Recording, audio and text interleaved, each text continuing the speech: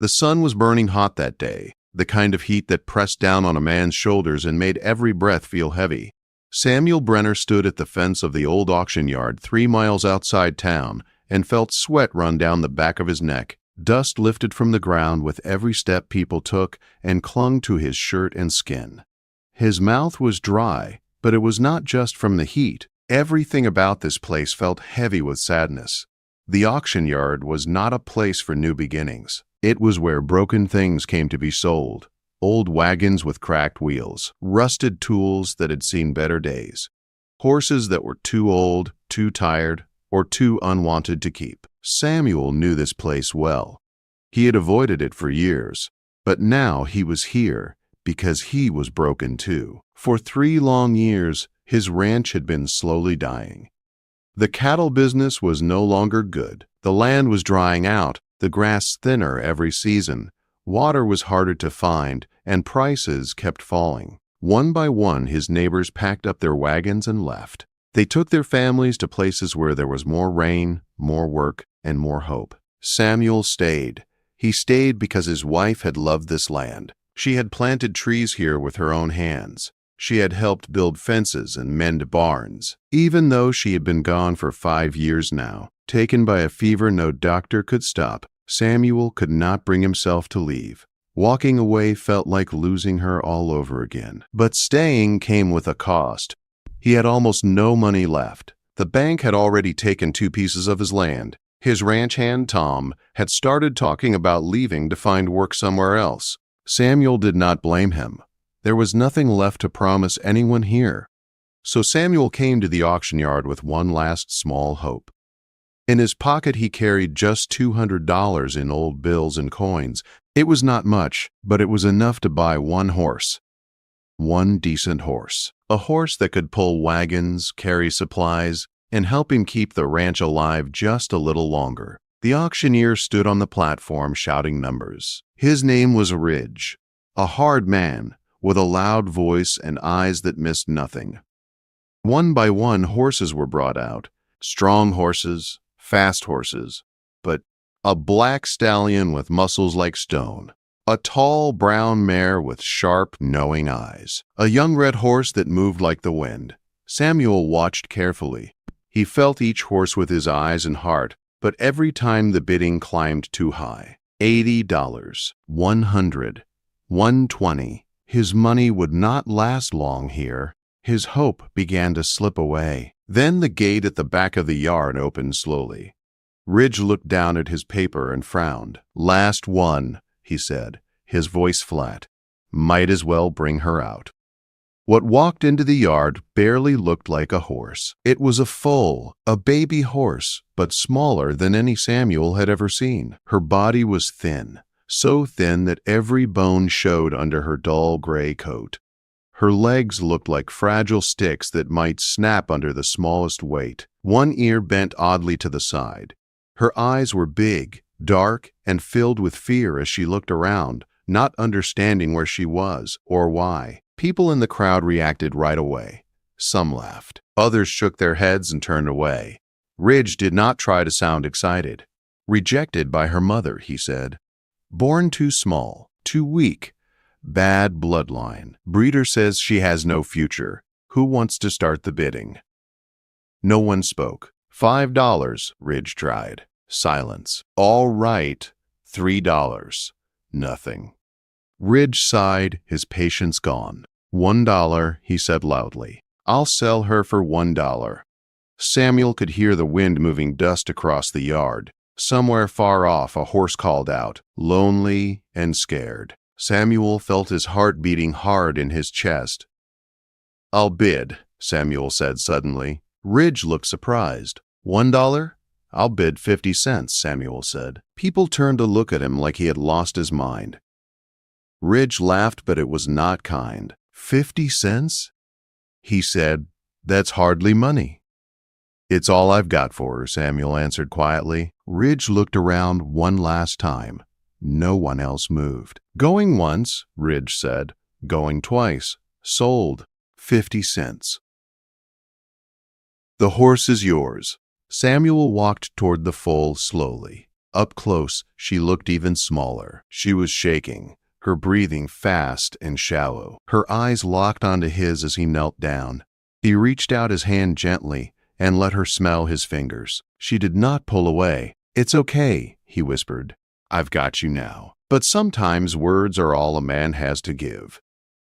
Tom was waiting when Samuel brought the foal back in the wagon, his face filled with shock. "Boss," Tom said. "What is that?"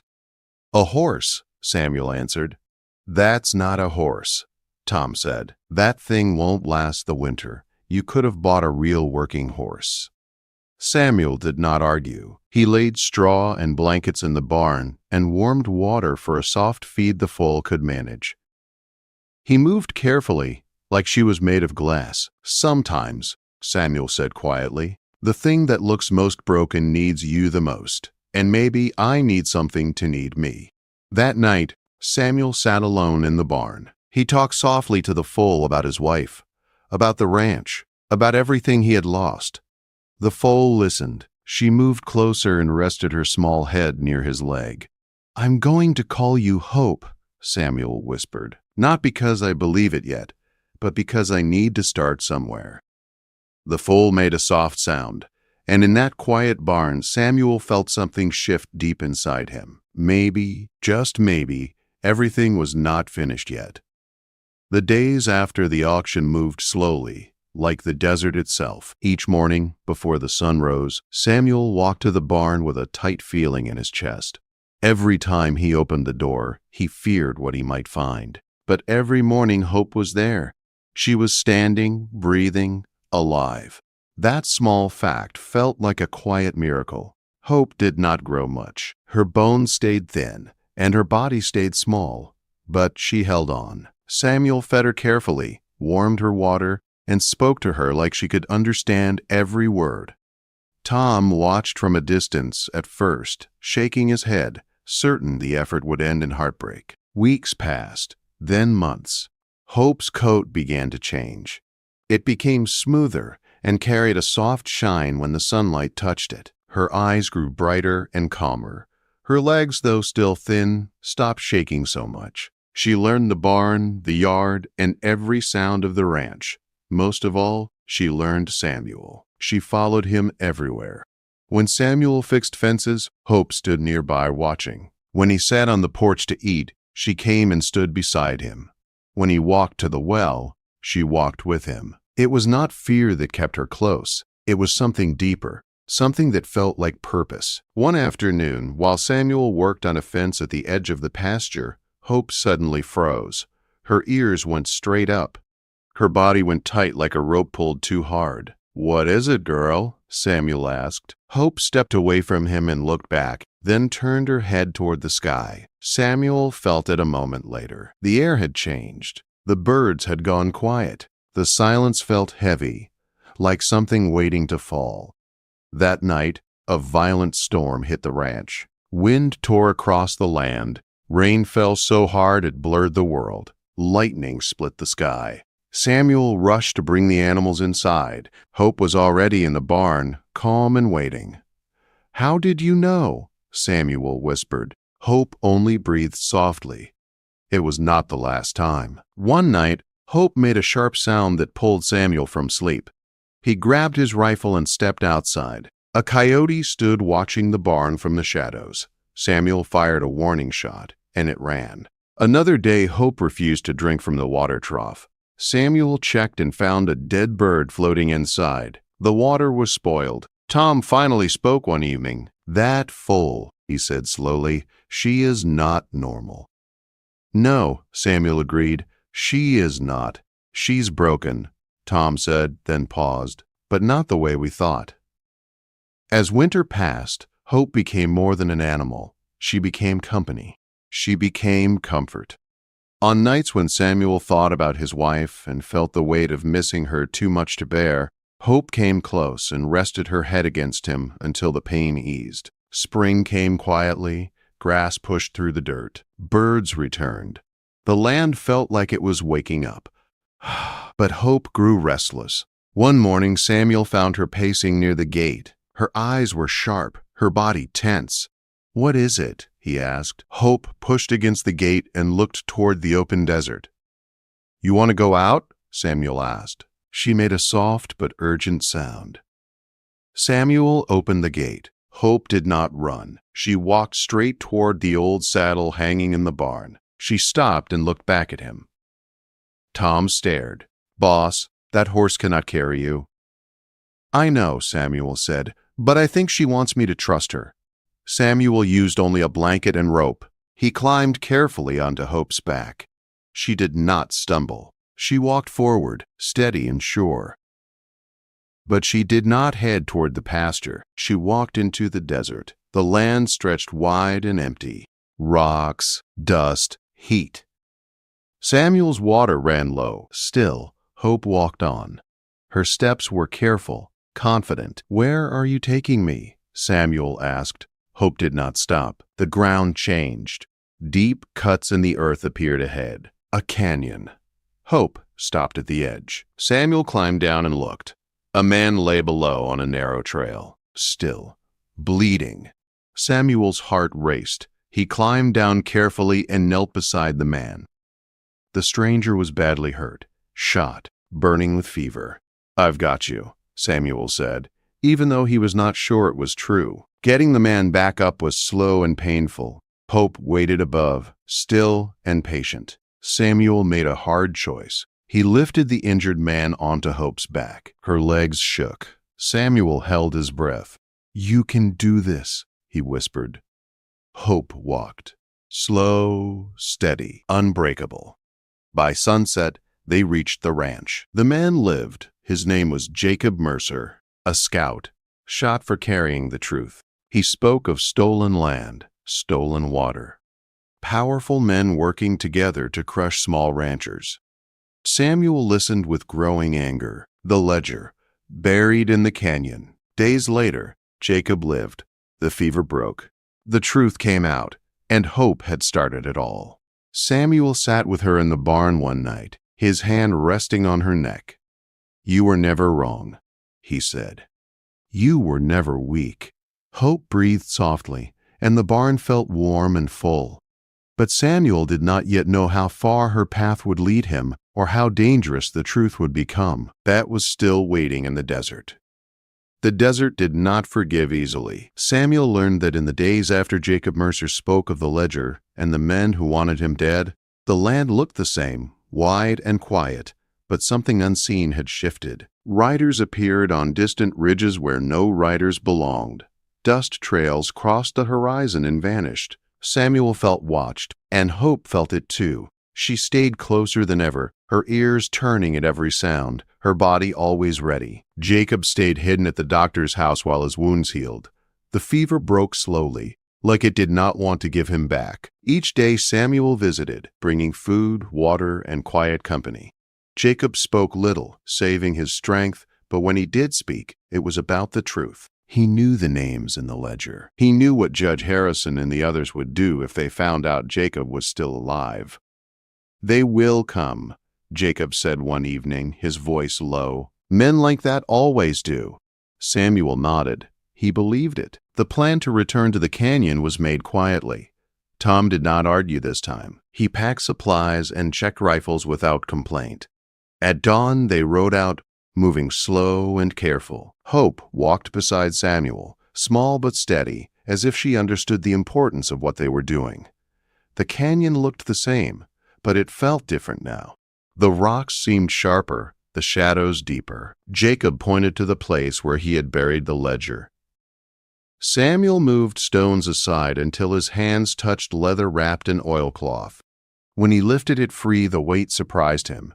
Paper should not feel that heavy. They did not ride straight to town. Jacob insisted on caution. They traveled at night and rested during the day.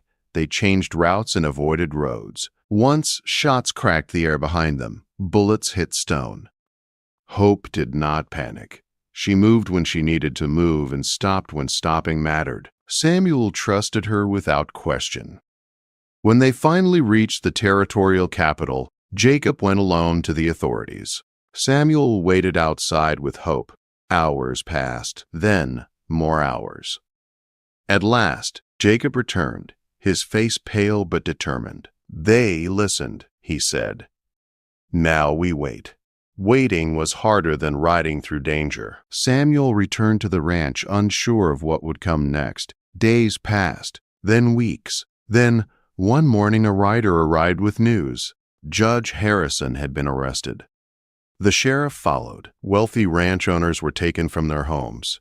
The ledger had done its work. The trial moved fast. Samuel did not attend. He stayed with Hope. He felt no need to watch powerful men fall. What mattered was what came after.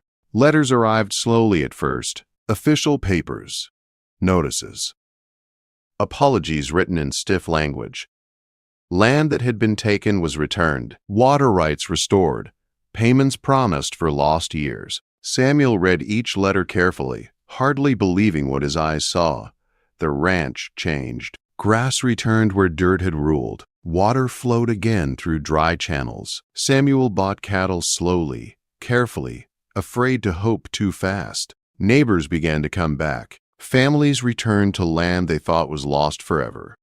The town filled with voices again. Hope remained small. Her legs never thickened. Her back never grew strong enough for work. The vet was right about that. But no one spoke of her as broken anymore.